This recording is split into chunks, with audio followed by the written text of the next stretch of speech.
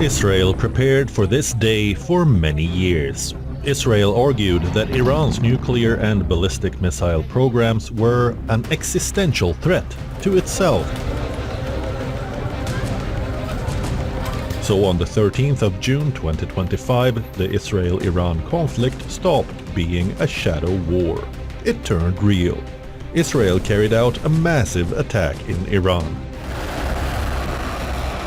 Codenamed Operation Rising Lion, the operation involved dozens of Israeli fighter jets, targeting the country's nuclear facilities, ballistic missile sites, the residences of top generals and nuclear scientists. Moments ago, Israel launched Operation Rising Lion, a targeted military operation to roll back the Iranian threat to Israel's very survival.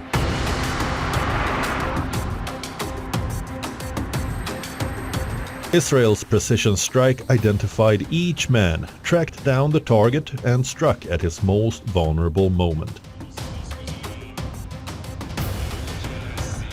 Many senior figures were killed in precision attacks.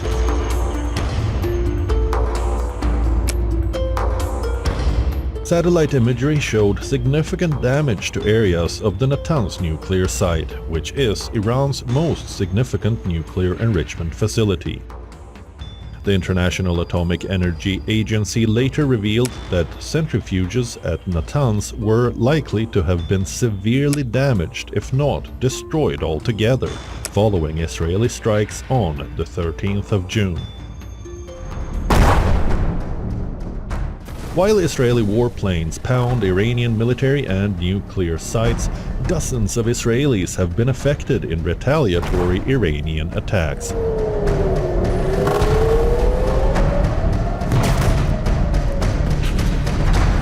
Within 4 days, Israeli media reported 24 people have been killed and more than 500 injured.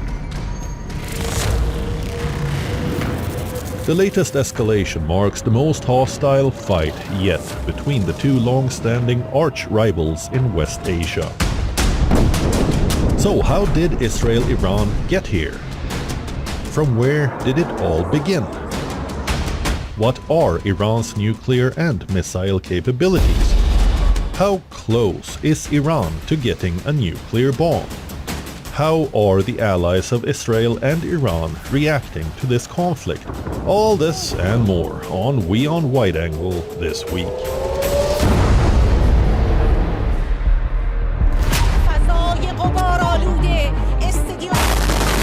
On the 16th of June, a live broadcast on an Iranian state television channel was briefly interrupted when blasts were heard and the studio lights went out. News anchor Sahar Emami rushed off camera.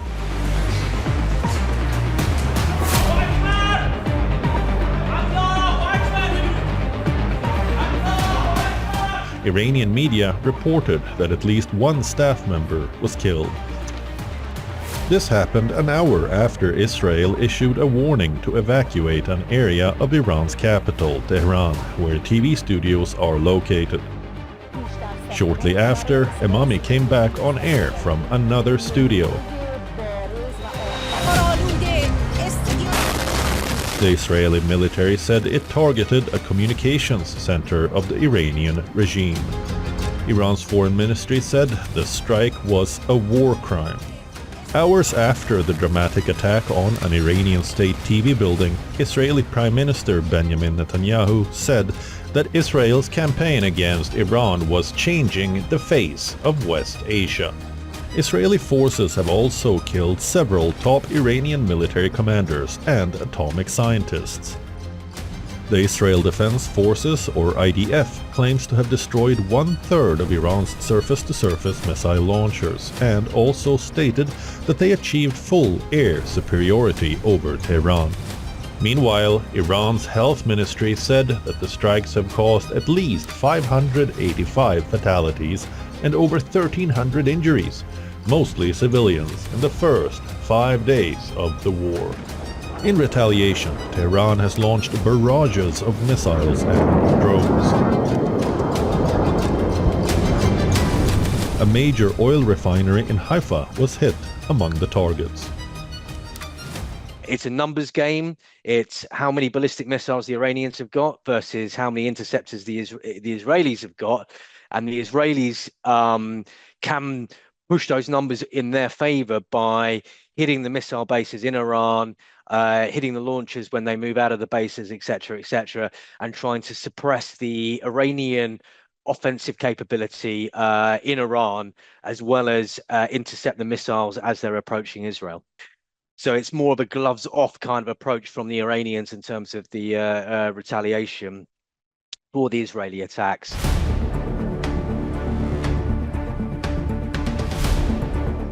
Iran and Israel have been enemies for the past few decades, with Iran saying it wants to wipe Israel off the map and threatening to annihilate it. Israel, for its part, regards Iran as its biggest opponent.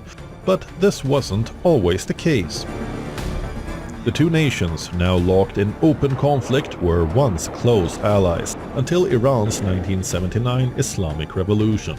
Iran was one of the first states to recognize Israel after it was founded in 1948.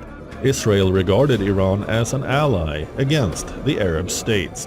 Iran welcomed US-backed Israel as a counterweight to the region's Arab countries. At the time of the Cold War, Iran was seeking to modernize its military capabilities, and Israel, with its advanced technological expertise, emerged as an attractive partner. At that time, oil from Iran was critical for Israel's industrial and military needs, as Arab nations had put an oil embargo on the Jewish state. So Israel benefited from Iranian oil to keep its security and industrial machinery running. In return, Israel provided Iran with modern military equipment to fight its war against Iraq in the 1980s. The Iranians even imported advanced missile systems, M40 anti-tank guns, Uzi submachine guns, and aircraft engines from Israel. Then there was Project Flower, which was an Israeli-Iranian venture to develop advanced missile systems jointly. Project Flower, one of 6 oil-for-arms contracts between Iran and Israel, was conceived and signed during the reign of Mohammad Reza Pahlavi, the Shah of Iran, in 1977. The rule of the Shah saw a cordial and symbiotic relationship between the two nations, where each would benefit from the other. Overall, their alliance was built on shared strategic interests, deep military cooperation, and strong economic ties. The collaboration under Project Flower came to an abrupt halt with the Islamic Revolution in 1979.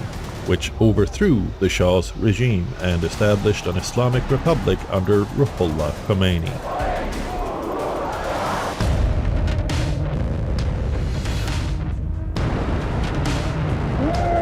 After the Iranian Islamic Revolution brought Ruhollah Mossavi Khomeini to power, Iran scrapped all previous agreements with Israel. Even all military collaborations with Israel were eventually terminated. Khomeini directed fierce criticism at Israel for its occupation of Palestinian territories. But both Israel and Iran saw it in their interests to counter the Iraqi government of Saddam Hussein. Iraq was part of 3 of the 4 Arab wars against Israel. During the 1980-88 Iran-Iraq War, Israel reportedly sold arms worth $500 million annually to Iran. The covert ties continued for some time, even after the Iran-Iraq War, but with time they got worse. Gradually, the Iranian regime was eager to grow its regional influence. When Israel sent troops into southern Lebanon in 1982 to intervene in the country's civil war, Khomeini dispatched Iranian Revolutionary Guards to the Lebanese capital, Beirut, to support local Shiite militias. Hezbollah, which grew out of this support, is today regarded as an Iranian proxy in Lebanon. The end of the Gulf War in 1991 marked the start of open hostilities between Iran and Israel, with the Soviet Union's collapse and the US emerging as the sole superpower. Regional divisions deepened. It placed Iran and Israel on opposing sides of every major geopolitical issue. Iran's nuclear program, launched in the 1980s, became a flashpoint back in the 1990s. And it's also the main reason for the current escalation. Israel, backed by the US and Western allies, demanded that Tehran abandon its ambitions. It viewed them as a threat to Israel. To Israel, under the radical leadership of first Ruhollah Khomeini and later Ayatollah Ali Khamenei, Iran was in danger. The rivalry soon split into covert operations and proxy conflicts. All throughout the 1980s and 1990s, Iran, as part of its anti-Israel strategy, waged proxy wars against Israel through groups such as Hezbollah, Hamas, and the Houthis. And Israel, over the decades, has also conducted operations against Hezbollah in Lebanon, Hamas in Gaza, and military targets in Syria. To prevent Iran from re-establishing its strategic foothold in the region. So who are these proxies and allies that Iran is backing, and what objectives do they have?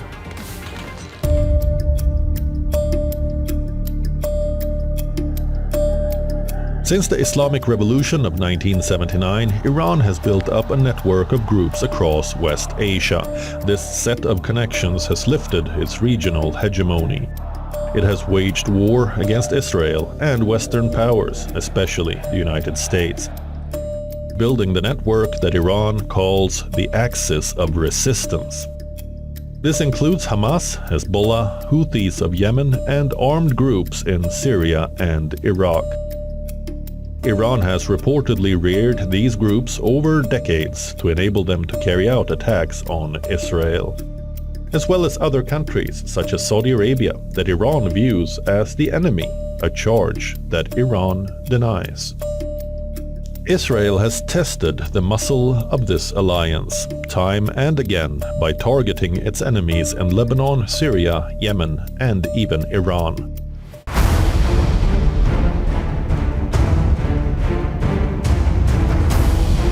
At present, the conflict between Israel and Iran is intensifying. The attacks between both countries have come at a time of growing concern over Iran's nuclear program, which has garnered international scrutiny before. Israel has long accused Iran of covertly developing nuclear weapons under the guise of a civilian energy program. So what are Iran's nuclear and missile capabilities? Let's find out. Reportedly, Iran does not yet have a nuclear weapon. However, it has a long history of engaging in secret nuclear weapons research in violation of its international commitments. International assessments, including by the United States intelligence community, say that Iran's nuclear program isn't currently weaponized. Tehran has also repeatedly insisted that it isn't building a bomb. Iran has spent decades developing its nuclear program. It maintains the program is solely for energy purposes and plans to build additional nuclear power plants to meet domestic energy needs and free up more oil for export. Nuclear plants require a fuel called uranium.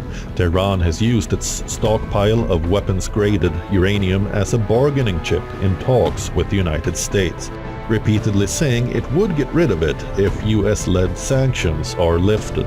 So, how far is Iran from weaponizing its program?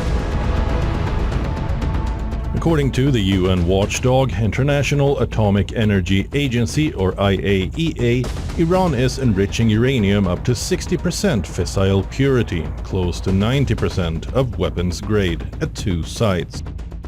Enrichment is a process that increases the amount of uranium-235, a special type of uranium used to power nuclear reactors or to make nuclear weapons. To do this, uranium is first turned into a gas, then spun at high speeds in a machine called centrifuges.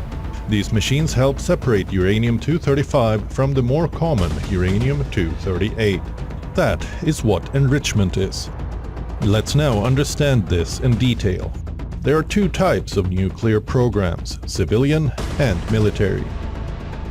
Civilian programs are focused on nuclear power plants to generate electricity, while military programs aim to build nuclear warheads, in simpler words, atomic bombs. But the Iranian regime has consistently claimed its nuclear program is solely civilian in nature, and that most experts agree that Iran is currently not building a nuclear weapon. However, Iran's uranium enrichment levels may be a cause for concern. According to the IAEA, Iran has accumulated more than 400 kilograms of uranium enriched to 60%. That level of enrichment exceeds what is needed for civilian energy production and is close to weapons-grade material. At 90% enrichment, those 400 kilograms would be weapons-grade enough for approximately 10 nuclear warheads.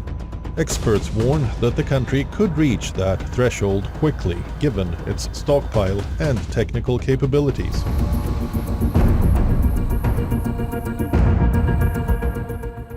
For many years, the locus of Israel's attention and Washington's in Iran has been the Natanz nuclear enrichment plant.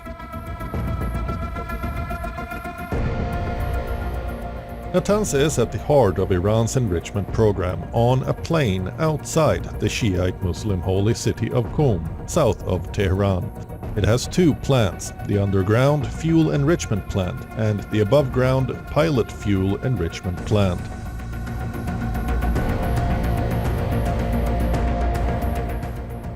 As claimed by the Iranian opposition group in 2002, Iran was secretly building Natanz, igniting a diplomatic standoff between the West and Iran over its nuclear projects. It's at Natanz that Iran houses centrifuges, a scientific device used to separate fluids, gases or liquids based on the density of the subject. Reportedly, centrifuges at Iran's underground uranium enrichment plant at Natanz were likely to have been severely damaged, if not destroyed altogether, following Israel's recent strikes. Fordo is located opposite Qom. In the 2015 deal, world powers did not allow Iran to enrich at Fordo at all. It now has more than 1,000 centrifuges operating there. Iran recently doubled the number of centrifuges installed at Fordo. The US, Britain and France announced in 2009 that Iran had been secretly building Fordo for years and had failed to inform the IAEA.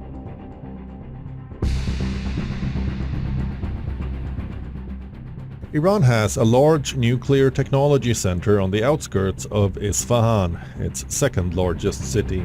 The Isfahan facility builds uranium metal, a process that is particularly proliferation sensitive since it can be used to devise the core of a nuclear bomb.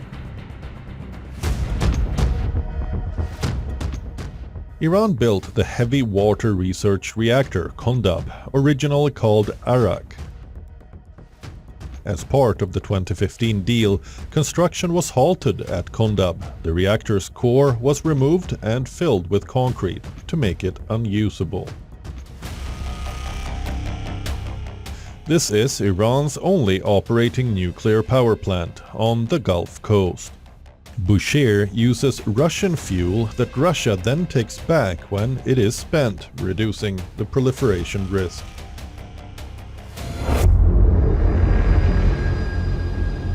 In March this year, Director of National Intelligence of the United States, Tulsi Gabbard, said that Iran's stockpile of enriched uranium was at its highest levels and unprecedented for a state without nuclear weapons.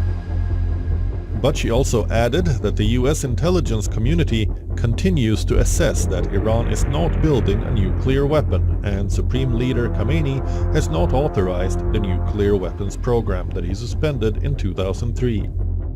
IAEA also said it could not assure that the Iranian nuclear program was peaceful, because Iran was not complying with its investigation into man-made uranium particles discovered at 3 undeclared nuclear sites. On June 12th, just before Israel's attack began, the IAEA's 35-nation Board of Governors declared Iran in breach of its non-proliferation obligations. It is the first such report in 20 years. IAEA says it is Iran's failure to provide the IAEA with full answers about its undeclared nuclear material, and activities and constituents' non-compliance. It also expresses concern about Iran's stockpile of enriched uranium, which can be used to make reactor fuel, but also nuclear weapons. Iran, on its part, condemned the resolution as political and said it would open a new enrichment facility. The objective of the Non-Proliferation Treaty, or NPT, which took effect in 1970, is to halt the spread of nuclear weapons making capability, guarantee the right of members to develop nuclear energy for peaceful ends, and for the original 5 nuclear weapons powers to phase out their arsenals. The 5 original nuclear weapons powers, as recognized by the NPT, are the United States, Russia, the United Kingdom, France, and China. These 5 countries are also the permanent members of the United Nations Security Council.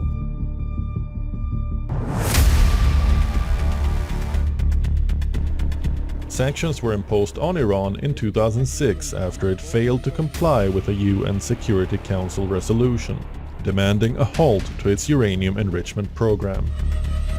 Iran agreed to restrain its nuclear program while still enriching to a low level in return for relief from economic sanctions under a deal. But President Donald Trump pulled the United States out of the agreement in 2018, reimposing US sanctions. Iran retaliated by ramping up its nuclear program and abandoning the restrictions imposed by the deal.